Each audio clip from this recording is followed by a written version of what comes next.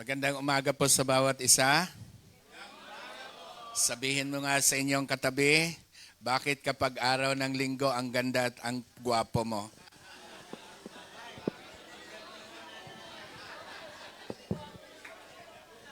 Linggo lang ba?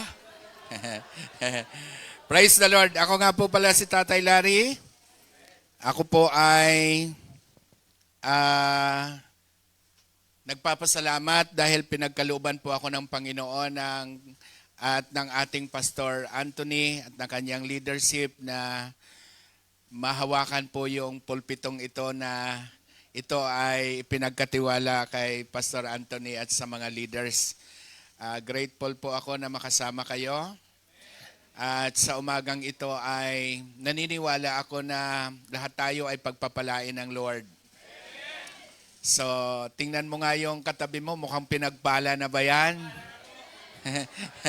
So, praise the Lord. Yan yung mga Kristiyanong tunay, ano? Na hindi pa natanggap pero pinaniniwalaan ng natanggap na. Hallelujah.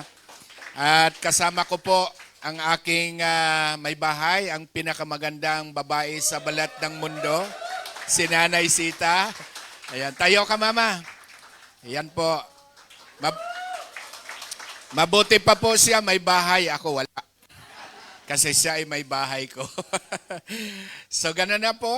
No? Sa hindi nakakilala ng lubos sa akin, ako po ay may 5 anak. Okay? At lahat kami ay naglilingkod sa Panginoon. Mayroon po akong 4 na anak na may asawa. At lahat po ng manugang ko ay kasamang naglilingkod sa Panginoon. So, ako po ay natutuwa dahil dito rin po sa atin sa GIA ay pamilya ang naglilingkod sa Panginoon. Si Pastor Anthony, kasama din niya ang kanyang pamilya na naglilingkod sa Panginoon.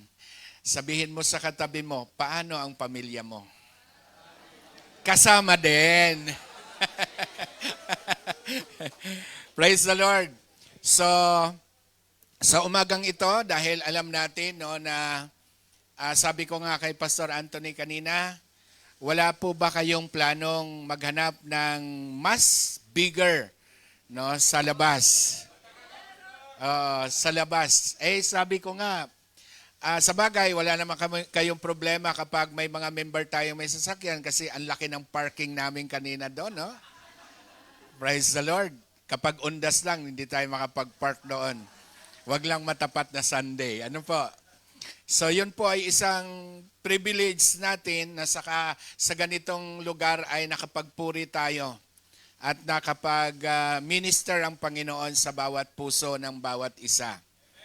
So, ngayon po, tanong mo nga yung katabi mo, handa ka na ba? Hindi pa po ako tapos, handa ka na bang masaktan? Bakit kaya? Kasi alam nyo, mga kapatid, parang gusto kong ipaabot sa bawat isa kapag ang salita ng Diyos at ang katotohanan ng salita ng Diyos, masakit talaga eh. Pero alam po ba ninyo ang maganda? Ang katotohanan ang magpapalaya sa atin. Hallelujah. So, binabati ko rin yung ating mga kapatid na nasa online.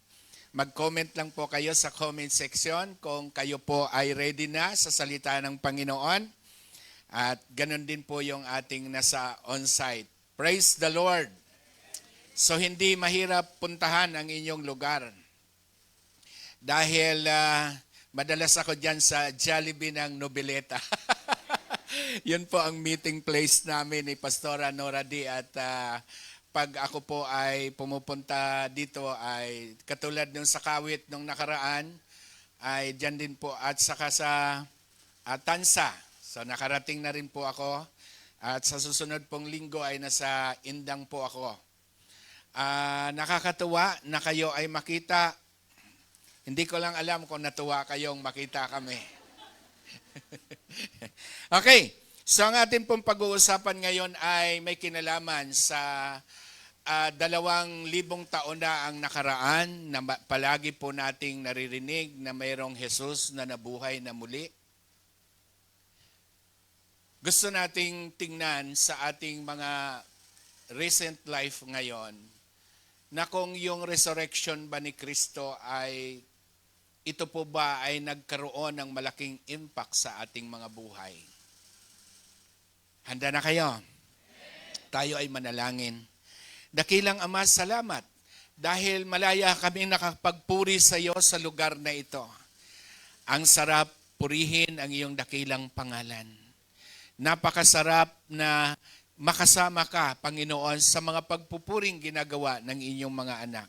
Salamat sa presensya mo.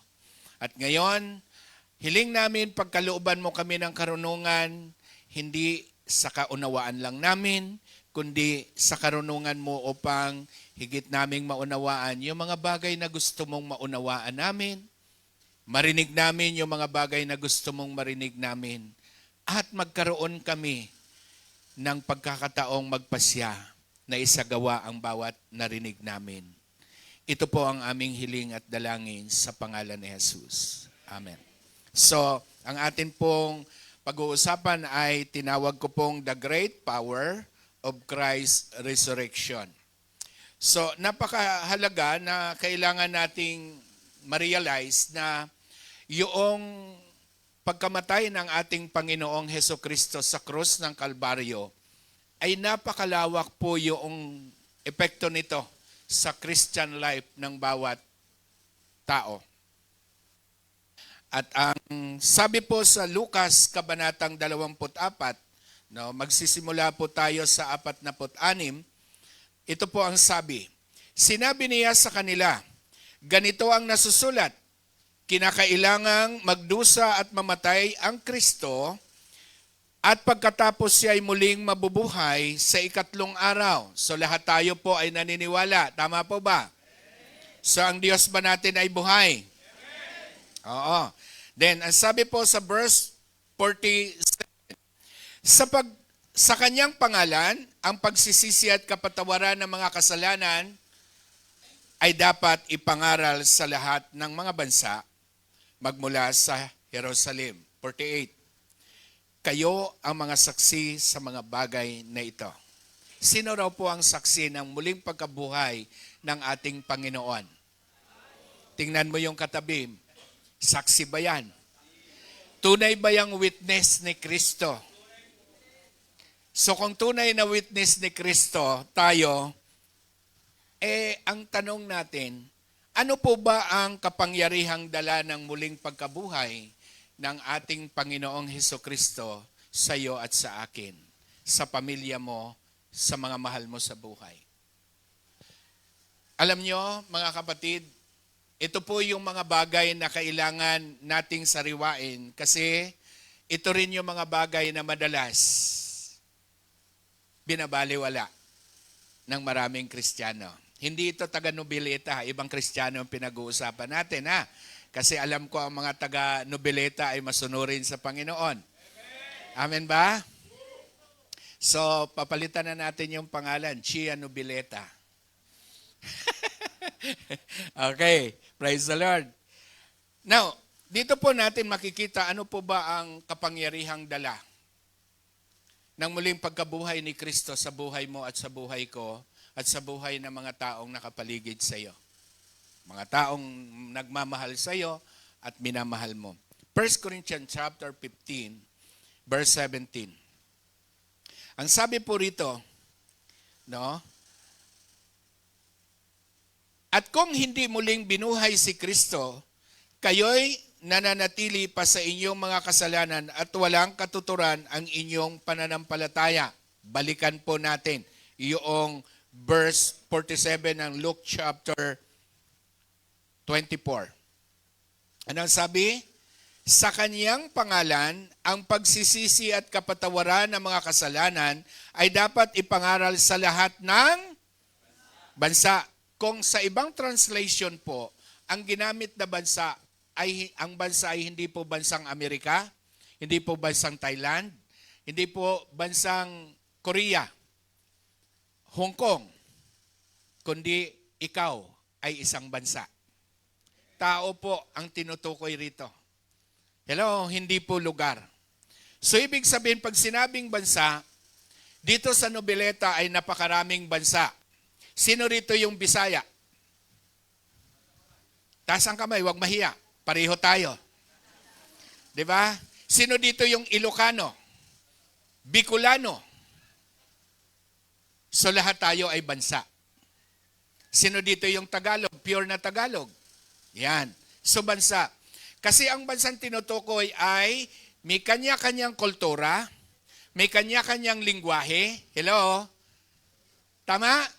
So ibig sabihin, tayo ay tinutukoy na isang bansa. Grupo ng mga tao na may kanya-kanyang kultura at may kanya-kanyang pananampalataya. Tama? So ngayon, sinasabi rito, ikaw ay tumanggap ng pribilehiyo dulot ng krus ni Kristo. Ano yon? Ang sabi, Jesus' resurrection, you can live a forgiven life. Nung si Kristo pala ay namatay sa krus, hindi nagpakamatay ha. Hello? Nung si Kristo pala ay namatay sa krus ng Kalbaryo, ang dulot pala nito sa akin, ako pala ay kanyang pinatawad sa aking mga kasalanan at kailangan kong mamuhay sa buhay na free in sin. Malaya sa kasalanan. Hallelujah! Tingnan mo ngayon yung katabi mo, kaliwat kanan, malaya na ba yan? Dati ang kanta dati natin nung hindi pa tayo Kristiyano, kung malaya lang ako. Di ba? Pero ngayon,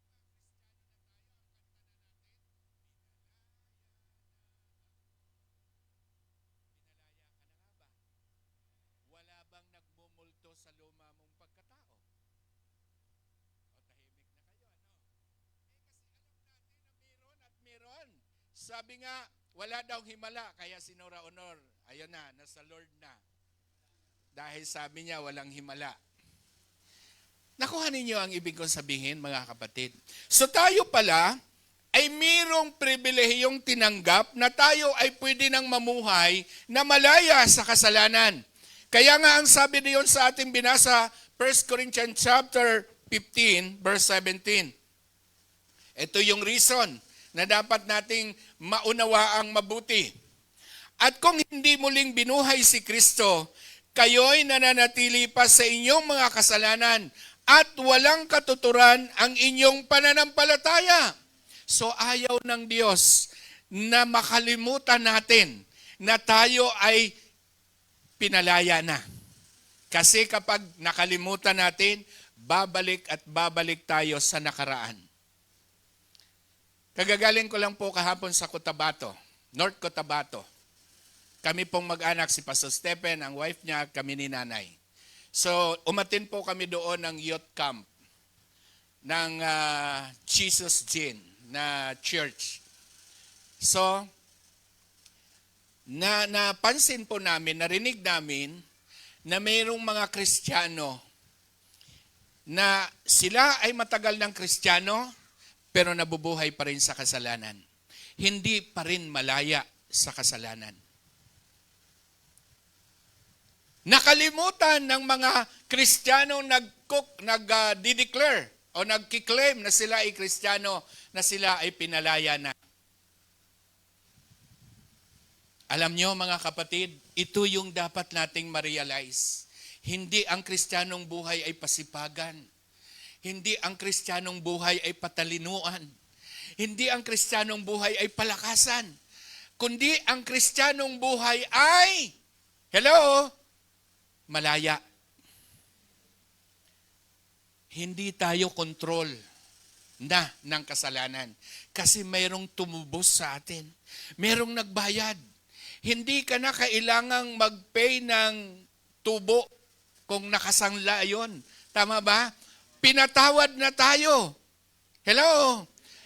Niredeem na tayo ng Panginoon. Kaya hindi na dapat tayo maalipin pa sa kasalanan. Kasi kapag ganun ang uli na buhay natin, ang sabi riyan, walang katuturan ang ating pananampalataya.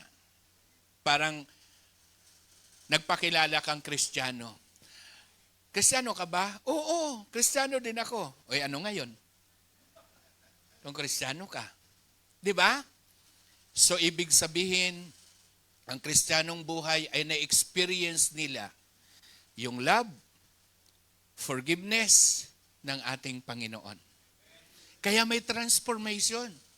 At maraming Kristiyano, sabi ko nga sa inyo, wala niyan dito sa Noveleta. Ibang Kristiyano ang pinag-uusapan natin. Ano po? Maraming Kristiyano na sila po ay nabubuhay araw-araw, kiniklaim na sila ay Kristiyano at mananampalataya ni Kristo, pero wala pong proof na na-transform ang kanilang buhay. Sabi ko nga sa inyo kanina, si Tatay Lara ay papunta na sa iyo. Hello? Sabihin mo nga parang ikaw topic ngayon.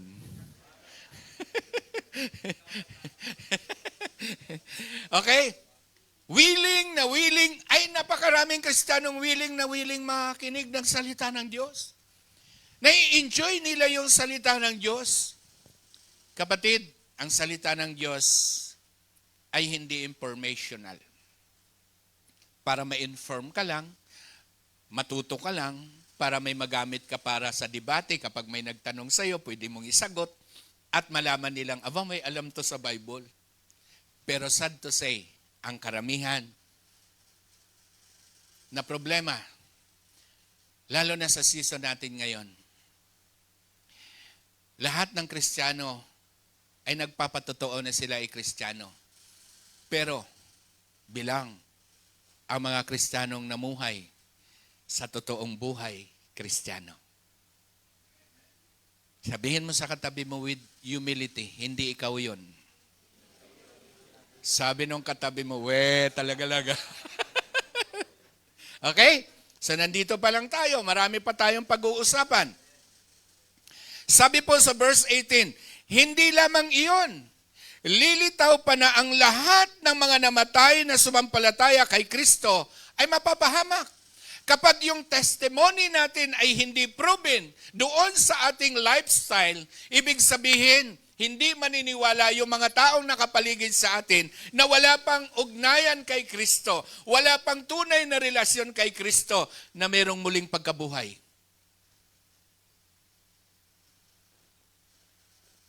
Sabihin mo sa katabi mo, kung gusto mo mag-amen, mag-amen ka lang ha.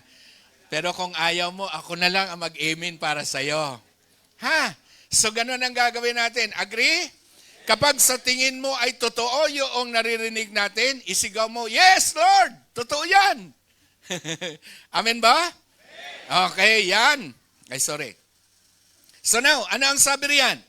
Ibig sabihin, ayaw nating pabulaanan sa buhay natin na hindi totoo yung the resurrection of Christ. Dapat tayo yung proven, no, na magsasabi, totoong may muling pagkabuhay. At ang nangyari sa muling pagkabuhay ni Kristo, ito ang ebidensya. Malaya ako sa kasalanan. Hindi ako nagpapatuloy doon sa aking nakaraan. Si Nanay Sita may testimony yan sa mga cell group. Ang testimony ni Nanay Sita ay ganito. Alam mo, kung si Tatay Larry ay hindi nagkaroon ng pagbabago ng buhay, maaring hindi niya kami nadala, maaring hindi ako maniwala sa kanya. Ano ang ibig sabihin? Naniwala lang siya na ako ay Kristiyano nung nakita niya ang pagbabago ng buhay ko. So ibig sabihin, ano ang testimony mo? Ano ang encounter mo kay Kristo? Hello? Ginawa yon ni Kristo sa krus ng Kalbaryo. Alam nyo ang binayad niya para lumaya ako sa pagkagapos ng kasalanan, yung kanyang buhay at dugo. Imaginin mo yon. Sabi nga ni Pastor kanina, habang binabalikan natin yung the Passion of the Christ, di ba? Naiiyak pa tayo. Tama? Dahil alam natin na hirap yung kanyang ginawa. Pero maraming mga Kristiyanong nabubuhay pa rin sa nakaraan. Kaya alam mo, ang Kristiyanong may testimony, yan po yung mga Kristiyanong totoo. Amen. Hallelujah. Kapag walang testimony, totoo hindi? Kayo ang nagsabi. Amen? So, ituloy natin, mga kapatid. Ayaw natin na tayo ang mag-prevent ng salvation na gusto ng Panginoong malasap na mga taong nakapaligid sa atin. Kaya nga, ang slogan natin sa Gia Monumento, sa MNB, punuin ang langit at ipaglaban ang ating pamilya. Hindi labanan ang pamilya ha, kundi ipaglaban natin sa kasalanan ang ating pamilya. Dahil ang kasalanan yung unang-unang ginawa ni Kristo at dineclare niya na tayo ay pinalaya na sa kasalanan dahil tayo ay hinugasan ng kanyang dugo sa kanyang pagkamatay sa krus. Walang ibang binayad. Hindi ginto, hindi pera, hindi pilak, dugo. Sino ba ang makakagawa noon? Si Kristo lang. Kasi bakit? Mahal ka niya eh. Sabihin mo sa katabi mo, mahal ka ng Diyos eh. Ayaw niyang ikaw ay magpatuloy doon sa mga bagay na ang alam natin dati ay tama lang yung ating ginagawa. Di ba? Dati alam ko, kapag ako'y nanuntok, okay lang yan, tama lang yan. Sikat nga ako eh. Di ba? Nagpapalayas ng magulang sa bahay, ay may sikat ako noon. Pero nung ako ay naging mananampalataya, kahiya-hiya pala ang buhay ko. Kahiya-hiya pala ang pagkatao ko. So saan ko na-realize yun? Nung nakilala ko si Kristo. At dapat ako ang magbayad ng kasalanan na yon, pero binayaran niya. Kasi mahal pala niya ako. Akala ko walang nagmamahal sa akin. Nung ako ay lumuwas ng Maynila, Bisaya po ako, Aklan. Nung ako po ay lumuwas ng Maynila, yung mga ibang lumuluwas ng Maynila o pumupunta ng Maynila, iniiyakan. Ako walang naiyak, nanay ko lang. Natuwa pa nga sila eh, wala na ako roon eh. Oo, kasi bakit? Kasi ako po ay naglalagay ng sakit ng ulo sa kanila. Lalo na sa aking mga kapatid.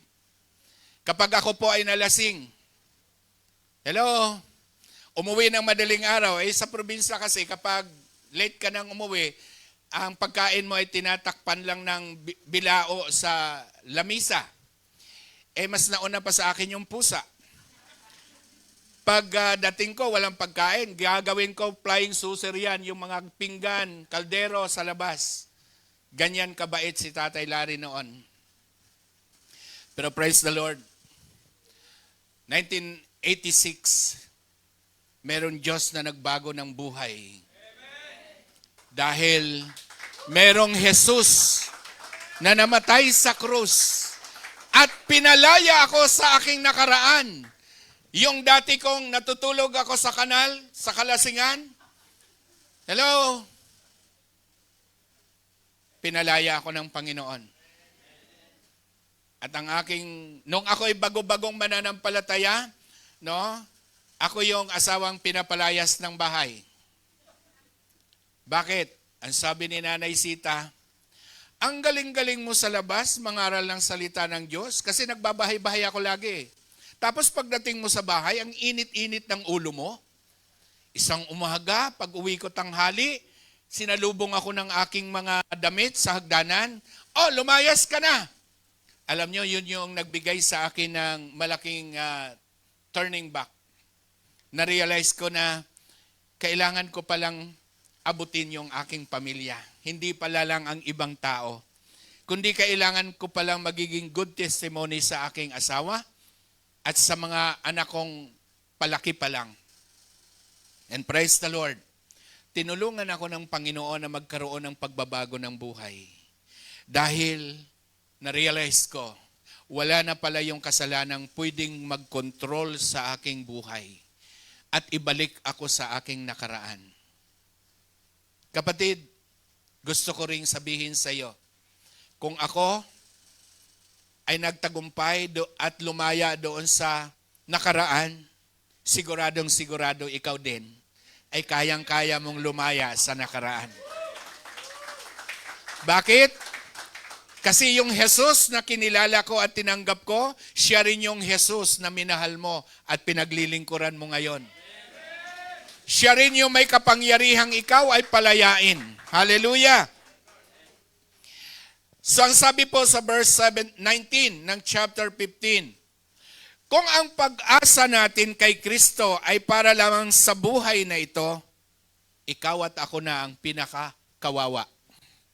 Ang sabi riyan sa lahat ng tao.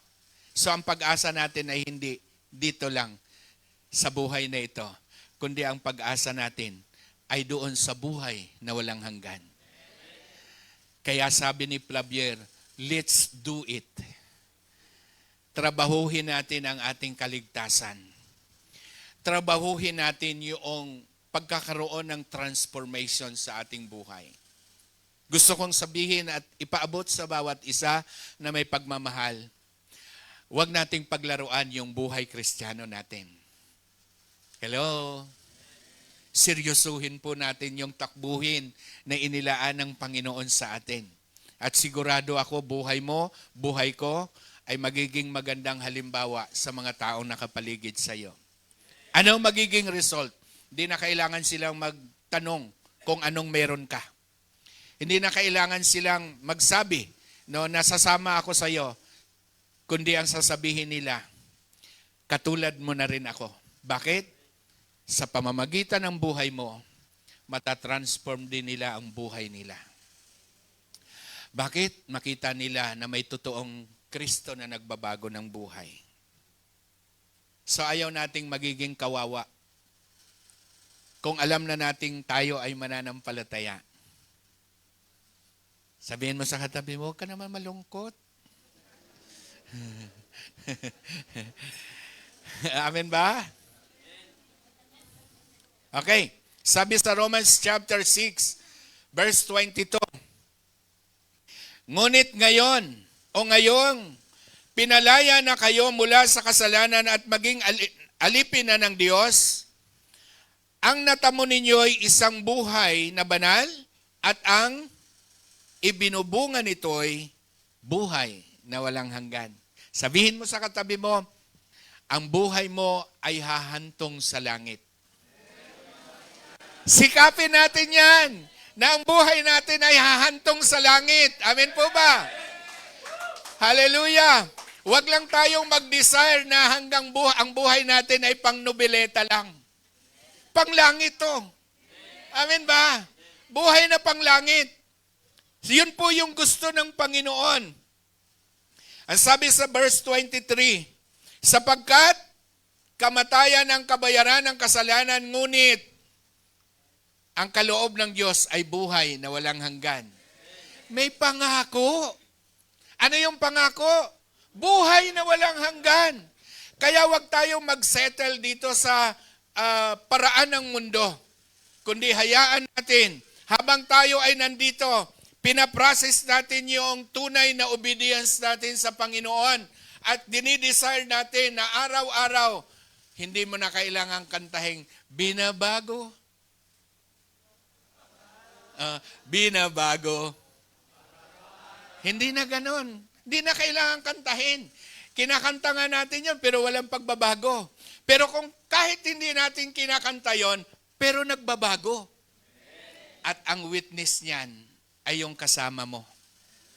Yung mga taong nakapaligid sa iyo. Masasabi ba nang nakasama mo sa family mo na malaki na ang pinagbago mo? Na masasabi nilang malaki na ang pagkakaiba mo ko kaysa dati. Hello? Kasi nasabi nila, dati raw, 1 bote lang, ngayon 2 bote na. Kaya malaki ang pagkakaiba. Amen po? Okay. Sa nagkakaintindihan, pangalawa, ang sabi po, Jesus' resurrection, you can live a meaningful life. Ang muling pagkabuhay ng ating Panginoong Jesus ay dadalhin kanya doon sa pamumuhay na may kabuluhan. Hello? May testimony. Hello? Meron pong epekto sa buhay ng mga taong nakapaligid sa iyo. Hallelujah. Yun yan, sabi ko sa inyo, hindi ko pinilit yung aking mga anak na kailangan magbasa ka ng Bible. Kailangan umattend ka ng church. Ang requirements ko lang sa kanila kapag nasa church yung aking mga anak nung maliliit sila, diyan sila nakaupo sa unahan.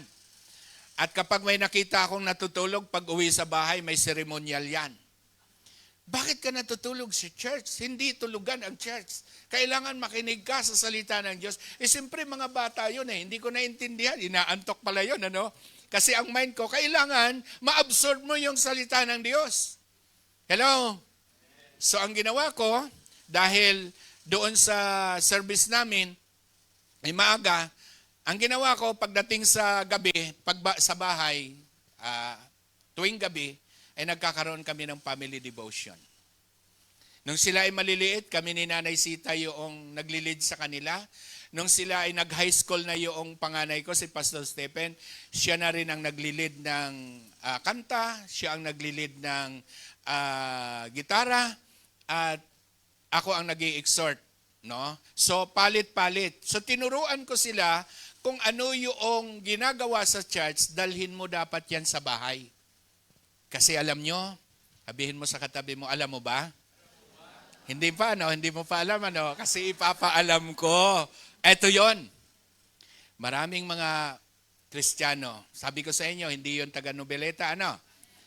Na ang galing nila sa church. Ang sipag nila sa church. Pag tiningnan sila sa church, banal na banal. Pero pagdating sa bahay, doon na lumalabas yung tunay na sila. Sabihin mo sa katabi mo, hindi ako yon. Amen, amen? Ay pag-usapan na natin, huwag na nating tingnan yung iba. Tingnan na lang natin yung ating sarili. Amen po ba? Amen. Kasi po, kung minsan hindi naniniwala ang tao sa atin pong mga sharing. Alam nyo kung ano yung epektibong paniniwalaan nila? Paano ka nabubuhay bilang Kristiyano? Yung example mo ang very, very, proven sa kanila. At epektibo na sila ay maniniwala na totoong nung ikaw ay naging mananampalataya, nagkaroon ng pagbabago ang buhay mo. Mga kapatid, sabihin mo sa katabi mo, gawin mo kung ano ang nararapat. Amen? May mga kabataan ba dito? Madami, ano? Eto naman ngayon. Base sa aking sorbing ginawa, maraming kabataan na very faithful sa kanilang ministry sa church. Pero hindi sila faithful sa ministry nila sa bahay. Hello? Alam nyo, pag-usapan na natin yung totoo. Masakit naman talaga yung totoo Pero yung totoo na yan ang magpapalaya sa atin. Sabi ni siguro nila, Pastor Anthony, wag mo na nga si Tatay Laring imbitahin sa susunod. Kabago-bago dito kung ano-ano yung sinasabi. Dala ko po ito sa puso ko. Kasi bakit? Ito ang gusto ng Diyos, hindi ko to gusto. At sigurado akong hindi rin yung gusto ng ating pastor, kundi ang gusto ng Panginoon na siyang mangyari. So mga kapatid, gusto natin na mayroong pakinabang sa buhay natin ang muling pagkabuhay ni Kristo. Kasi kung wala, maraming mga taong hindi maniniwala na mahalaga si Kristo sa buhay ng mga Kristiyano. So verse 1 ng chapter 6 ng Romans, ang sabi, ano ngayon ang sasabihin natin? Patuloy ba tayong magkakasala upang sumagana sa atin ang kagandahang loob ng Diyos? Verse 2, anong sagot din? Siya rin ang nagtanong, siya rin ang sumagot. Si Pablo ang nagtanong, si Pablo rin ang sumagot. Anong sabi niya? Hindi. Bakit? Tayo'y patay na sa kasalanan. Paano pa tayo mamumuhay sa pagkakasala? Merong kwento. Magkaibigan. 3 magkaibigan. Itong 3 magkaibigan na ito ay kilala sa pagiging babaero, sugalero. So lahat ng lero na sa kanila. Amen ba? So, namatay yung isa. Pumunta ngayon sa burol yung 2 na kaibigan. humarap doon sa kaibigang nakaratay sa ataol at ang sabi, "Pre, paano yan? Yung pinuntahan namin kagabi, andoon yung sexing ka-table mo. Paano ngayon, pre? Gusto mo, ilapit ko sa iyo eh." Sabi ng kaibigan, alam nyo, kapag ang isang patay, kahit tabihan mo pa yan ng babaeng kinagigiliwan niya dati at bisyong kinagigiliwan niya o anumang mga ginagawa niya dati, hindi na niya kayang gawin. Bakit? Patay na. Sino daw yung mga patay na sa kasalanan? Ayaw nilang angkinin. Tayo na kay Kristo ay mga patay na. Amen po? So kung patay na ang mga Kristiyano sa kasalanan, paano pa tayo magkakasala? Amen ba? Kaya ang sabi nga ni Paul, patay ka na eh. Paano ka magkakasala? Oo nga Lord, patay na nga pala ako sa kasalanan. Ibig sabihin, hindi na yan yung kapangyarihan ng kasalanan ang siyang nabubuhay sa akin, kundi si Kristo na ang nabubuhay sa atin. Amen po. Verse 4, sa makatuwid, tayo'y namatay na at nalibing kasama niya sa pamamagitan ng bautismo upang kung paanong binuhay muli si Kristo sa pamamagitan ng dakilang kapangyarihan ng Ama, tayo rin ay magkaroon ng panibagong buhay. Hello? Ano ang sabi ni Pablo sa Korinto? Tayo ay may bagong buhay. Yung dati nating buhay ay wala na. At ano na ang nakikita? Bagong buhay. Sino ang gumawa nun? Si Kristo. Yun yung ginawa ni Kristo sa krus ng Kalbaryo. Amen po ba? Na siyang siniselebrate natin ngayon. Sumalubong ba kayo kanina? Maraming sumalubong. Nasalubong nga namin doon bago magnobileta eh. Amen. Sabi ko nga, 4:00 pa kami nagising ni nanay. Ang sabi ko, parang wala yatang sumalubong kasi doon sa amin sa Bulacan, pag pasalubong na, nagpapaputok sila. Mukha yatang wala akong narinig na sumalubong. No? Baka siguro nasalubong na nila. Hindi lang sila nagkatagpo. Salamat na lang.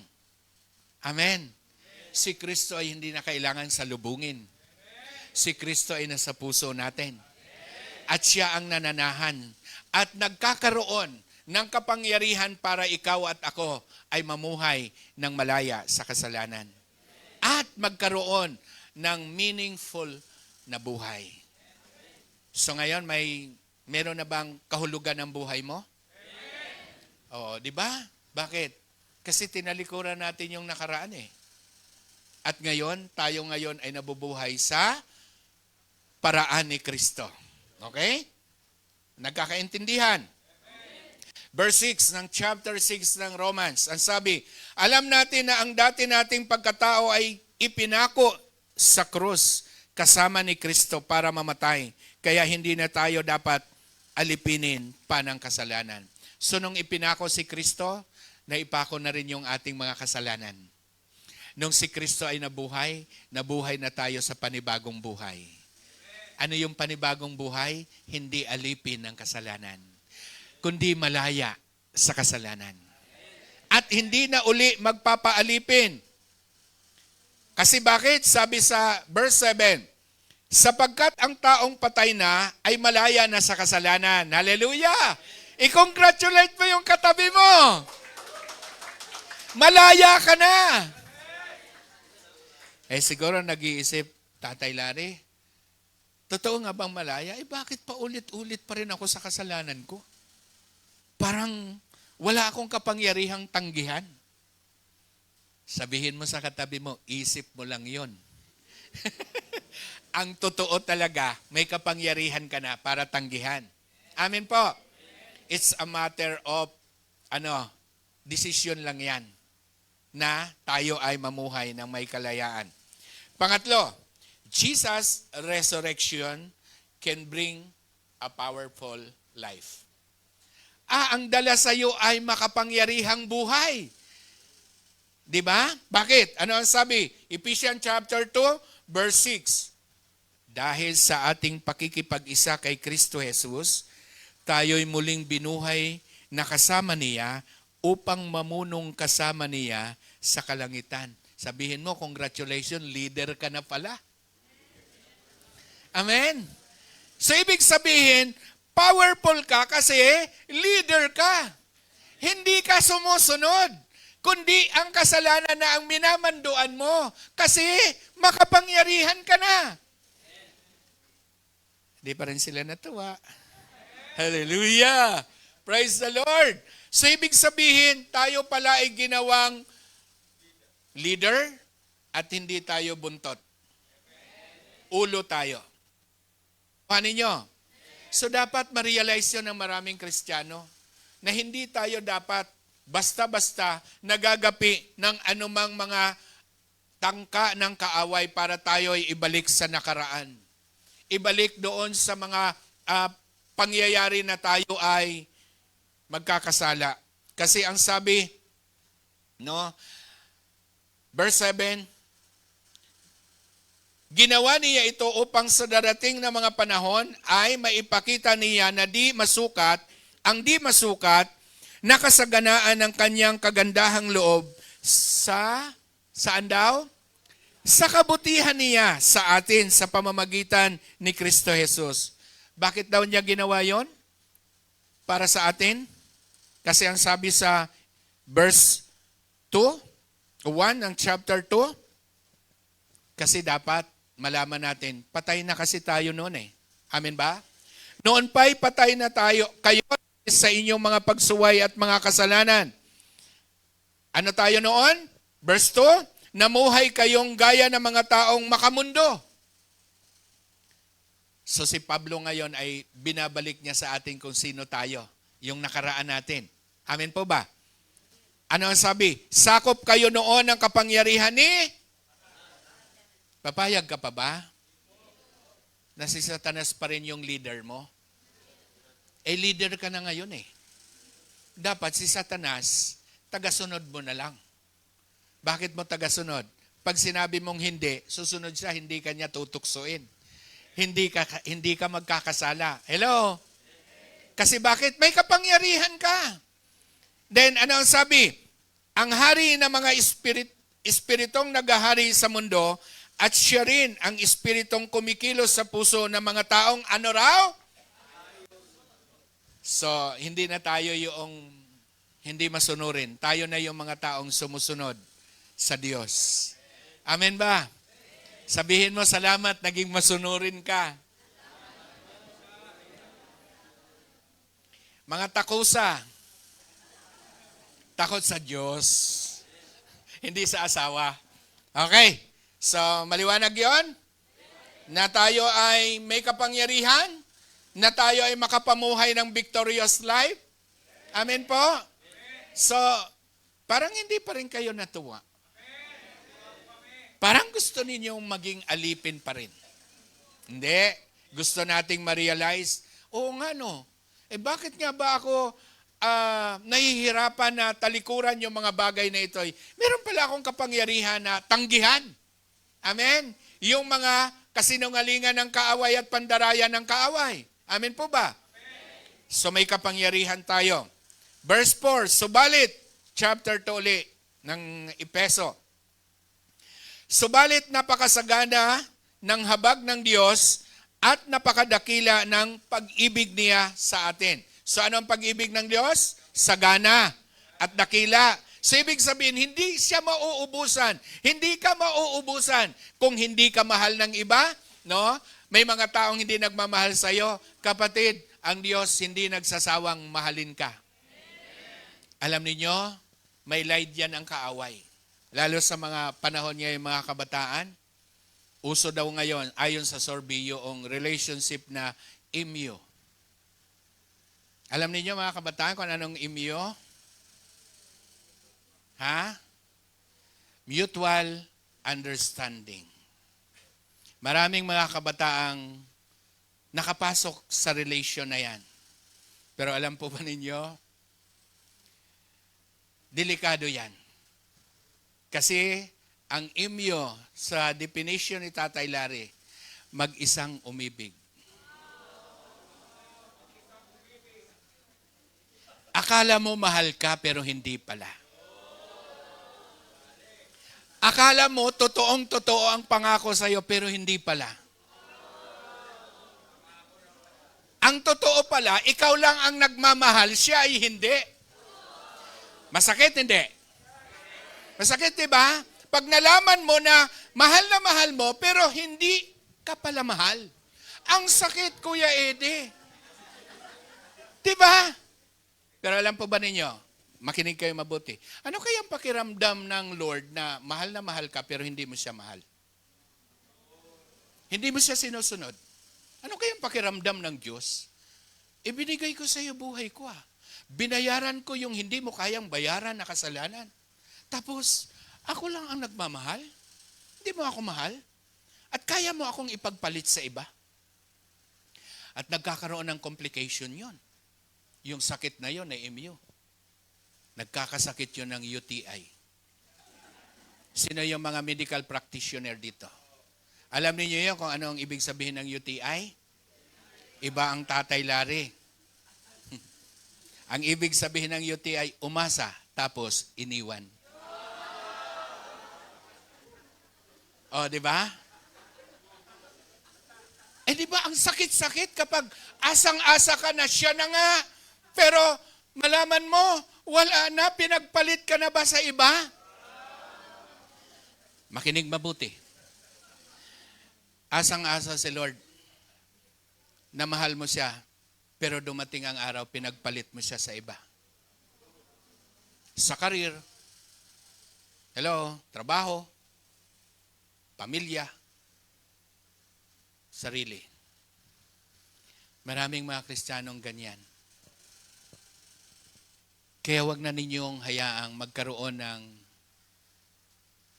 relationship na imyo. Kasi magkakasakit ka ng UTI. Okay? Nagkakaintindihan tayo mga kapatid? Siguro yung mga kaedaran ko, hindi yun masyadong makarelate, pero yung mga kabataan. Kasi ang mga kabataan daw, ang pag-asa ng nobeleta. Amen? So nagkakaunawaan tayo, huwag nating hayaang ang Diyos ay second class lang. Or sabihin na nating, permit niyo ako sa word panakip butas lang. Kapag may problema, Lord. Kapag happy, wala Lord. Kasi ang dami namang Lord di ba? May landlord. Drug Lord. Ano pa? Lord of the Ring. Ang daming Lord. Pero sino nga ba talaga yung Lord ng buhay mo? Ito ba yung Lord ng buhay mo na nagbayad para ikaw ay lumaya? Nagmahal na kahit hindi mo mahal? Na kahit tayo ay makasalanan pa noon, minahal na tayo ng Diyos. Grabe yung pagmamahal na yan ng Lord. Hindi niya tiningnan na ako ay hindi karapat-dapat. Hindi naman talaga ako karapat-dapat mahalin. Imaginein mo, anak nagpapalayas ng magulang. Hello? Hindi naging magandang ugali ng anak. Minahal ako ng Panginoon. Kaya bago bawian ang buhay yung nanay at tatay ko, nasa mga kamay ko sila. Nabawian ang buhay. Hindi akong pumatay, ha?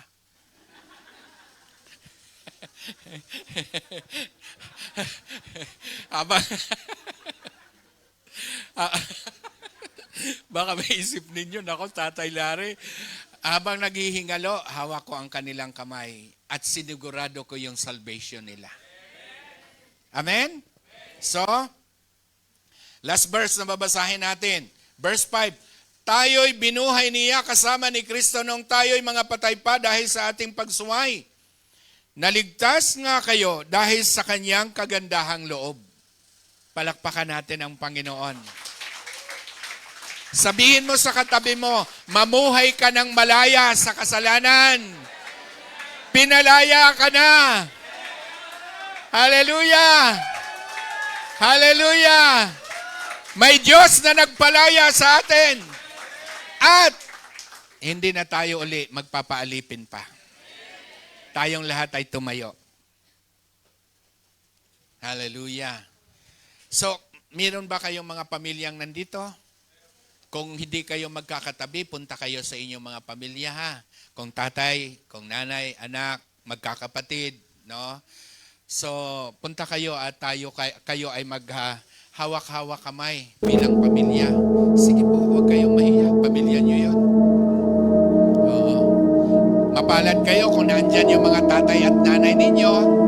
At mapalad din yung mga tatay at nanay kung nandito yung mga anak ninyo. Buong pamilya. Kayo rin, kung nandyan kayo sa online, kung may katabi kayong mga pagmahal ninyo sa buhay, yayain ninyo at manalangin tayo sa Panginoon. I-dedicate natin ang bawat pamilya natin na hindi na tayo muling magpaalipin pa. Amen po? Hallelujah! Purihin ang Panginoon. So, okay na po ang arrangement natin? Magkapamilya na po ba kayo? Okay. So, let us pray. Dakilang Diyos, salamat. Nakikita mo ngayon ang bawat pamilya. At kami ngayon, O Diyos, ay nagdideklara ng war against doon sa lahi ng kaaway. Nagdideclare kami ng war, Panginoon, doon against sa kasalanan. Sa bawat pamilya, inaangkin namin, declare and decree namin, Panginoon, na ang bawat pamilya ay malayang-malaya na sa kasalanan at hindi na muli magpapaalipin pa muli sa kasalanan dahil Ikaw, Jesus, ang nagbayad, ang tumubos at nagbigay ng kalayaan sa bawat pamilya. Lord, from now on, magsisimula kami ng aming buhay ay magiging testimony, Panginoon, sa mga taong nakapaligid sa amin. Dahil meron kaming kalayaan, meron kaming kapangyarihan, Panginoon, na tunay nga na makapamuhay ng hindi alipin ng kasalanan. Maaring kami ay madaya, pero hindi kami mananatiling madadaya muli, Panginoon. Ang dalangin ko sa mga tatay at nanay, mga anak, at ang buong pamilya, patuloy mo kaming pagharian, Panginoon. Maghari ka sa aming mga buhay at hayaan mo ang aming mga buhay ay gamitin mo, Panginoon, para maraming pamilya, maraming individual na makalaya rin sa kasalanan at makapamuhay ng malaya at makapaglingkod sa iyong kaharian. Salamat po, Panginoon. Bigkisin mo, O Diyos, ang bawat isa ng kabanal-banalang dugo ng aming Panginoong Jesucristo. Upang sa gayon, hindi kami, Panginoon, uli maalipin ng lahat ng gawa ng kaaway. Dahil alam namin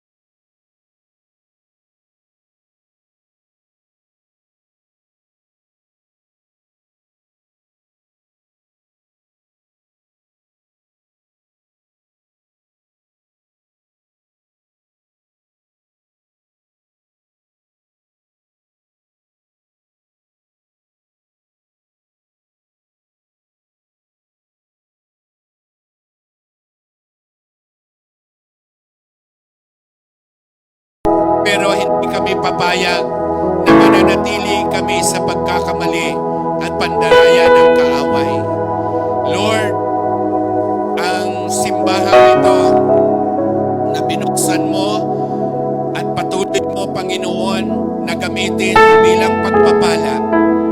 Hayaan mo na maraming mga taong makakilala sa iyo sa pamamagitan ng mga anak mo na nandito, na nagpapatotoo na ang Kristong tinanggap nila ay totoong nagbabago ng buhay. Maraming salamat po sa iyo namin. Binabalik ang lahat ng ito, Jesus, sa pangalan mong makapangyarihan. Amen.